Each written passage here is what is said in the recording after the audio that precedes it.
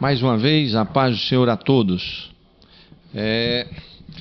Uma alegria estar aqui participando novamente e meditando nesse tema sobre adoração e louvor. Eu queria recomendar a você a dois livros. Eu estou falando aqui com os nossos professores, em especial, e coordenadores de escola dominical do Campo de Bangu. É claro que isso acaba ultrapassando, tem acesso a outras pessoas, mas nosso direcionamento é a vocês.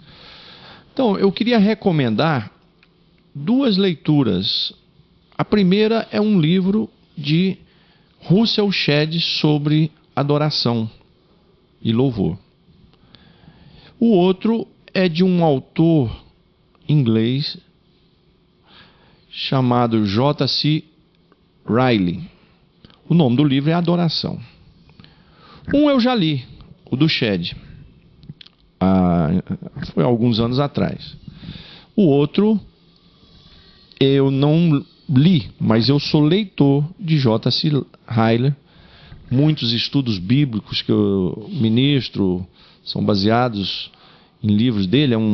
Foi um pastor em 1870, 50, por aí, em Liverpool, e foi um homem assim. Os seus livros são livros que grandes pregadores da história do cristianismo estudaram. Então, passando essa sugestão a vocês. A pureza do louvor na adoração. É importante nós, com os alunos, discutirmos a diferença entre louvor e adoração. Porque também a gente mistura muito louvor com adoração, entendendo que é só cântico, só música. E não é verdade. Por exemplo, há uma forma de você adorar a Deus, talvez uma das mais importantes: ler a Bíblia. Ler a Bíblia, estudar a Bíblia, mergulhar na Bíblia, guardar ela no seu coração, talvez seja a forma mais importante de se adorar a Deus. E talvez seja a forma mais profunda de se adorar a Deus.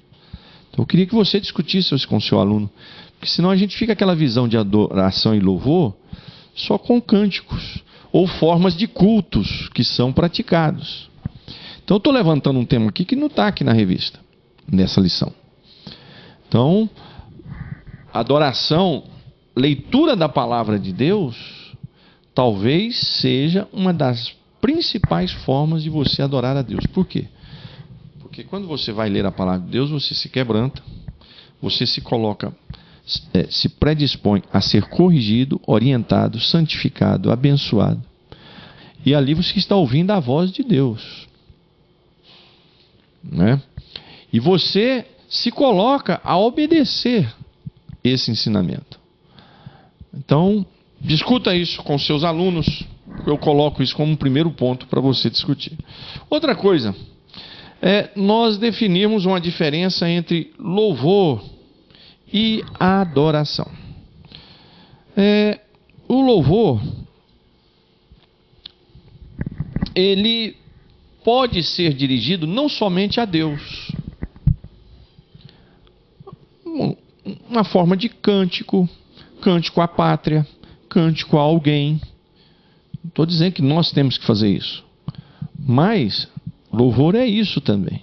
Você pode estar louvando um time de futebol, você pode estar louvando a pátria. Por exemplo, a nossa música fala sobre pátria amada, idolatrada. Ou alguém, com gestos, com atitudes. Agora, a adoração é uma palavra que vem do latim adore. Ela é especificamente direcionada a Deus. Ela é especificamente direcionada a Deus. Ela não tem paralelo, não abre mão para outros. Ela é diretamente a Deus. Tá bom? Mas levante essa discussão em classe. Diferença entre louvor e adoração. Seria adoração e louvor somente a leitura ou somente cânticos e cultos realizados na igreja? Tá certo? ou sem dúvida nenhuma, você, por exemplo, aquela atitude de Davi dançando e pulando, ele está ali louvando, sem dúvida nenhuma, né? E adorando também, mas ele está louvando porque ele está usando gestos, pulos, saltos. E então, discuta isso em classe. Agora, voltando aqui aos temas, no primeiro item, trabalha duas coisas interessantes sobre o louvor. A alegria de Deus no nosso coração vai produzir louvor. A principal forma de alegria e fonte de alegria na nossa vida é o Espírito Santo. Por isso que uma das características do fruto do Espírito é a alegria. Nós, imediatamente assim, analisamos que a alegria é fruto de quê? De uma conquista, seja financeira, seja na área sentimental, familiar, ministerial. Mas a verdadeira fonte de alegria é o Espírito Santo, que é, inclusive, já foi dito aqui, eu disse, o fruto do Espírito é amor, alegria, né? Em outras traduções diz gozo, paz. Então, o Espírito Santo, ele traz em nós a verdadeira alegria. E com a verdadeira alegria nós produzimos o verdadeiro louvor, a verdadeira adoração. Então há uma diferença de nós adorarmos. Alguém está alegre com Deus porque conquistou alguma coisa na sua vida que ele sonhava. Há uma diferença daquele que tem a alegria do Espírito Santo e que a sua adoração, o seu louvor, a fonte está nessa alegria do Espírito. Por quê? Porque às vezes a pessoa que a sua fonte de adoração e louvor é baseado só numa conquista imediata na vida, de um sonho, de um projeto, quando vier a luta, a tristeza, a dor, ele não vai dar conta de fazer o louvor e a adoração. Agora, quando nós somos possuídos pelo Espírito Santo, e quando nós temos a alegria do Espírito Santo,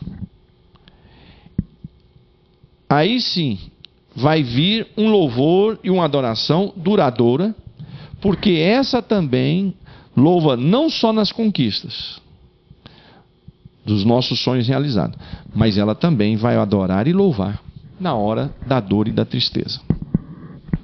Então, a própria lição fala sobre o louvor enfrentando a dor. Vários hinos da nossa harpa foram construídos e escritos em momentos de dor, como o exemplo da própria lição 126, de Frida Wingre. Nós temos hinos do pastor Paulo Leivas Macalão, em que foram hinos que foram escritos em momento de angústia, de decepção, de tristeza.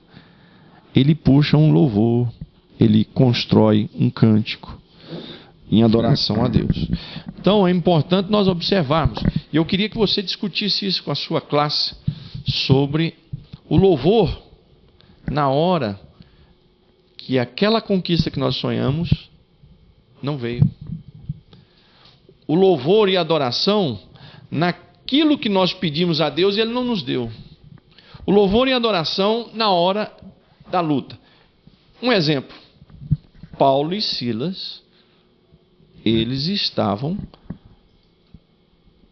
presos, amarrados com correntes e cantavam. Por quê? Porque em Paulo e Silas havia uma alegria, não dessa conquista que nós temos visual, de sonhos e projetos, mas porque o fruto do Espírito estava no seu coração. Então, mesmo na hora da dor, na hora do sofrimento, na hora que as coisas não estão do jeito que nós queremos, sabemos louvar quando somos impulsionados pelo Espírito Santo. E essa é uma discussão interessantíssima que deve ser discutida com os alunos em classe, questionado.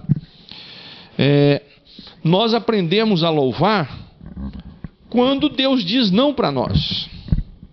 Sabe por quê? Eu aprendi uma coisa com Lloyd Jones, outro autor inglês do século passado. Foi pastor por 30 anos em Westminster, médico. Homem de Deus, que nos domingos pela manhã, quando ele ministrava a palavra de Deus, vinham jovens e pessoas de toda a Europa para ouvi-lo aos domingos de manhã. Vinham de trem para ouvi-lo. Na metade do primeiro século passado. Então ele dizia uma coisa: agradeça a Deus por muitas de nossas orações e pedidos que nós fizemos hoje, ou fazemos hoje, ou fizemos ontem, ele não respondeu. Porque se tivesse respondido, teria sido uma grande tristeza, uma grande derrota para nós. Medite sobre isso. Então, é importante nós aprendermos a louvar a Deus no momento em que Deus diz não para nós.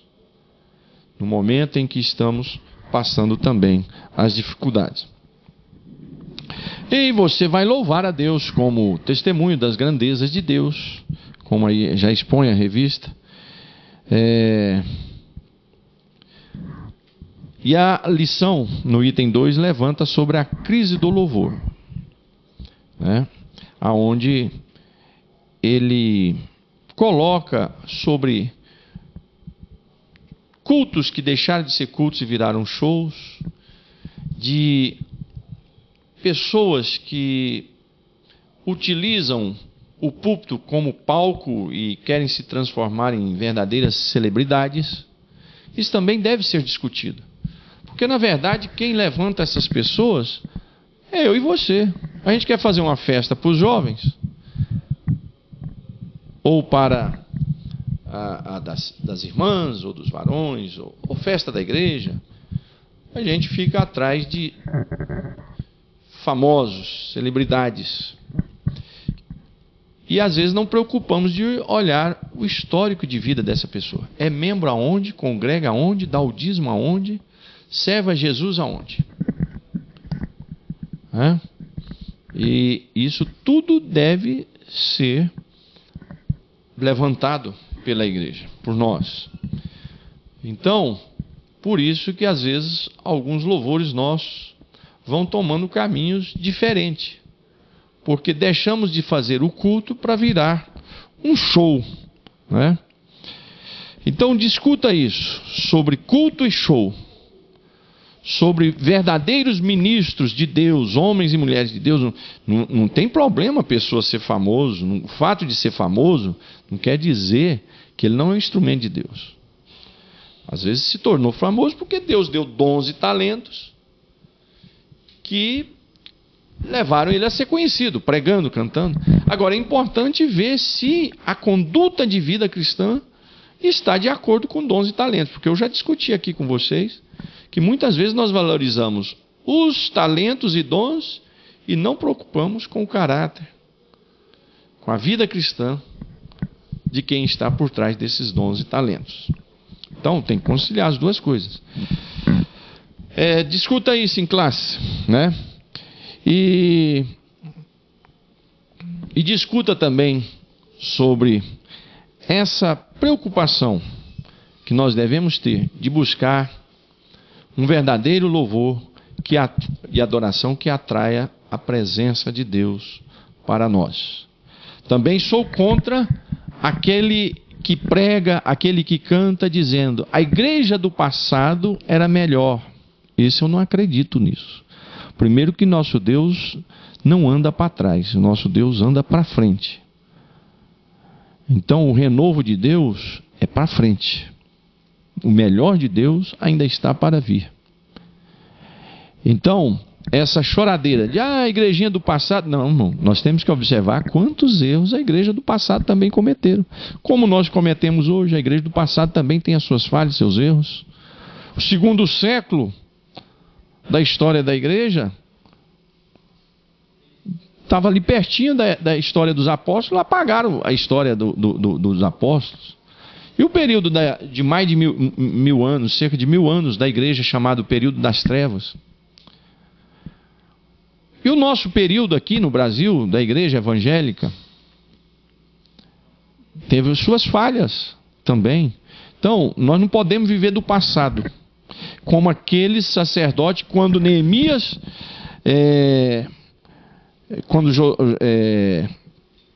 no retorno da Babilônia e na inauguração do novo templo, conforme a profecia de Ageu, havia sacerdotes chorando porque o templo era simples, não era como o de Salomão.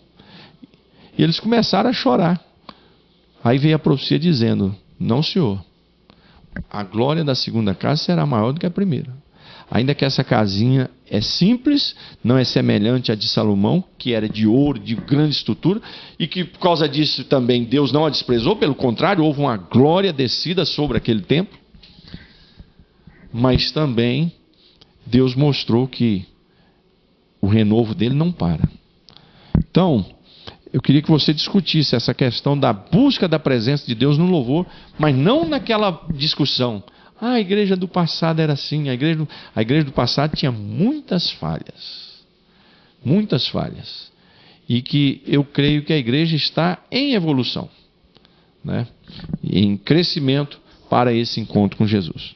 Então, essa é a nossa palavra. Levante a sua discussão com os alunos, mas que nessa discussão tenha orientação de forma tal que ao fim da aula vocês possam chegar a uma conclusão. Um abraço, Deus abençoe a todos.